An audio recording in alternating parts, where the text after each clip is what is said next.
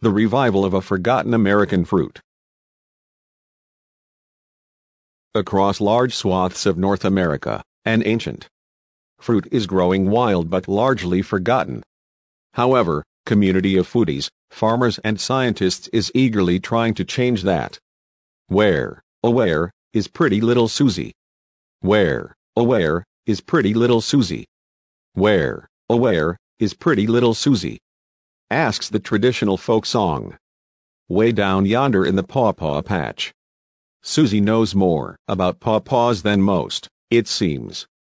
North America's largest native edible fruit grows wild in 26 U.S. states, including Texas, Ohio, West Virginia, New York and Michigan and all the way up to Ontario, Canada. Yet most people have never heard of it.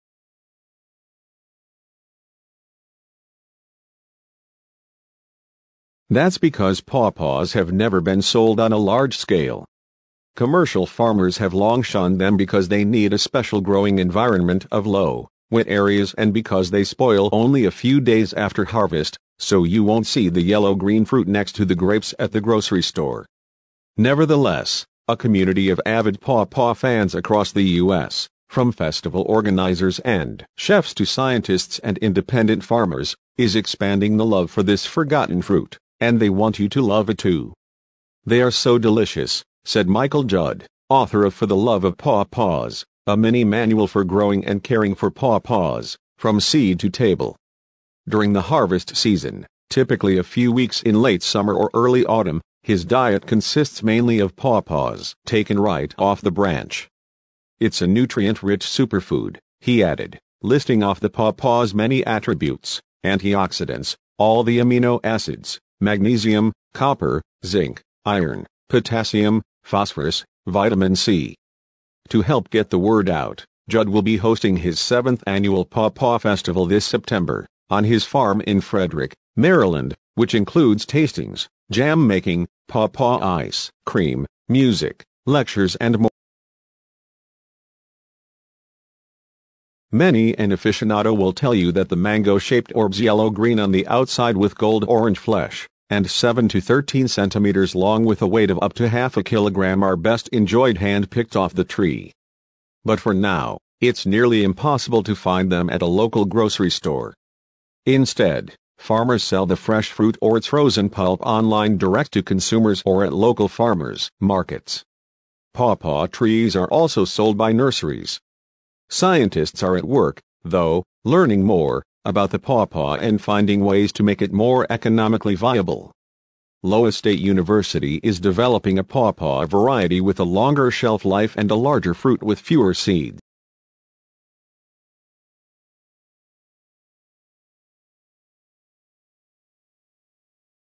Kentucky State University has a pawpaw program too. We're interested in pawpaw from an ecological standpoint as a native plant that is losing habitat, and from a horticultural standpoint as a unique high-value fruit crop that can be grown sustainably since it's well-suited for the climate, said Crabtree.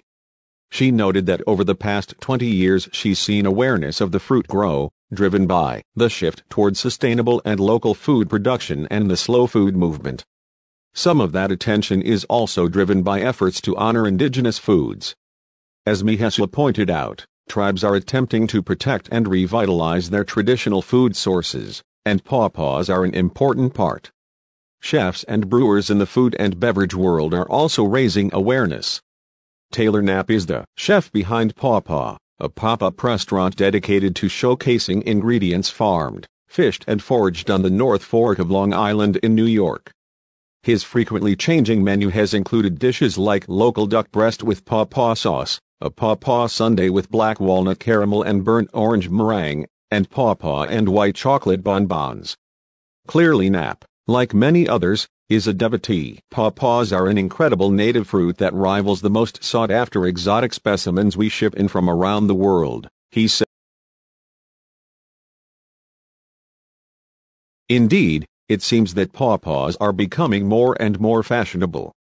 Tim Lusher of Sig Lusher Brewery in Frankfort, Kentucky, crafts pawpaw beer. Alicia Burton of JPTH Creed Distillery in Shelbyville, Kentucky, makes pawpaw brandy. Chef and culinary educator Sarah Burr recently wrote the Pocket Pawpaw Cookbook. At their best, pawpaws are custardy.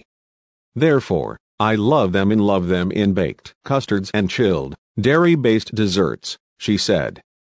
They also do well in tropically inspired savory foods, a pawpaw's beurre blanc spiked with habanero pepper to serve with shrimp, say. And Minnesota-based chef Alan Burgo, a noted forager and hunter of obscure wild foods, has taken a shine to the fruit, sharing recipes for pawpaw panna cotta and pawpaw cheesecake on his website. It's an enthusiastic collection of hard-working individuals eager to put the pawpaw on a bigger stage. George Washington would be pleased. Follow us on Telegram, link is on description box.